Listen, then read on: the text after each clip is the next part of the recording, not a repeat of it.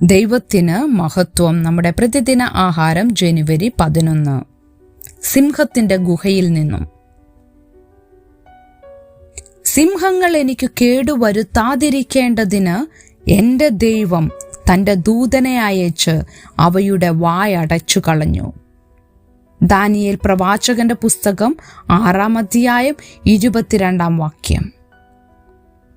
താഹറും ഭാര്യ ഡോനിയയും യേശുവിൽ വിശ്വസിച്ചപ്പോൾ തങ്ങളുടെ മാതൃരാജ്യത്ത് പീഡനം നേരിടേണ്ടി വരുമെന്ന് അവർക്ക് അറിയാമായിരുന്നു. ഒരു ദിവസം അത് സംഭവിച്ചു. താഹറിന്റെ കണ്ണുകൾ മൂടി, കൈകളിൽ വിലങ്ങണിയിച്ച്, വിശ്വാസ ത്യാഗം ആരോപിച്ച് ജയിലിൽ അടച്ചു. വിചാരണയ്ക്ക് ഹാജരാകുന്നതിനു മുമ്പ് അദ്ദേഹവും ഡോനിയയും യേശുവിനെ തള്ളിപ്പറയുകയില്ലെന്ന് പരസ്പര ധാരണയിലെത്തി. വിധി പ്രസ്താവ സമയത്ത് സംഭവിച്ചത് താഹറിനെ അത്ഭുതപ്പെടുത്തി.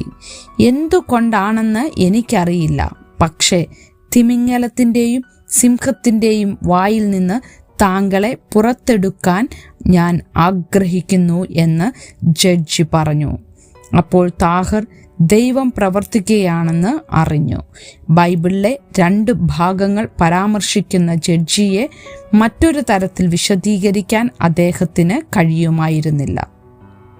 താഹറിനെ ജയിൽ മോചിതനാക്കുകയും കുടുംബം പിന്നീട് മറ്റൊരിടത്തേക്ക് നാടുകടത്തപ്പെടുകയും ചെയ്തു. താഹറിന്റെ ആശ്ചര്യകരമായ മോചനം ദാനിയേലിന്റെ കഥയെ പ്രതിധ്വനിപ്പിക്കുന്നു. വിദഗ്ധനായ ഒരു ഭരണാധികാരി അവന് സ്ഥാനക്കയറ്റം ലഭിക്കാൻ പോവുകയാണ്.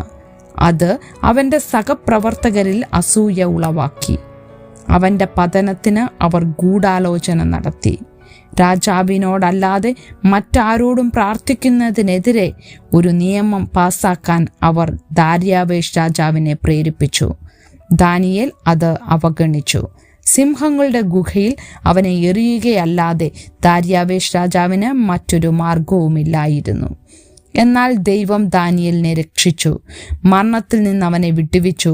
ജഡ്ജിയിലൂടെ താഹറിനെ രക്ഷിച്ചതുപോലെ ഇന്ന് അനേകം വിശ്വാസികൾ യേശുവിനെ അനുഗമിച്ചതിൻ്റെ പേരിൽ കഷ്ടപ്പെടുന്നു. ചിലർ കൊല്ലപ്പെടുകയും ചെയ്യുന്നു.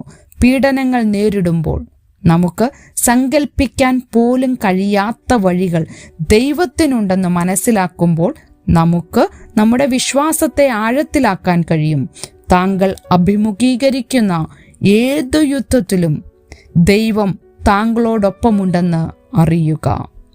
ചിന്തിക്കുക, താഹറിൻ്റെയും ഡോനിയയുടെയും മോചനത്തിൻ്റെ കഥയോട് താങ്കൾ എങ്ങനെയാണ് പ്രതികരിക്കുന്നത്? ദൈവത്തിൻ്റെ പരിധിയില്ലാത്ത ശക്തിയിൽ താങ്കൾക്ക് എങ്ങനെ ആശ്രയിക്കാനാകും? ദൈവത്തിന് മഹത്വം.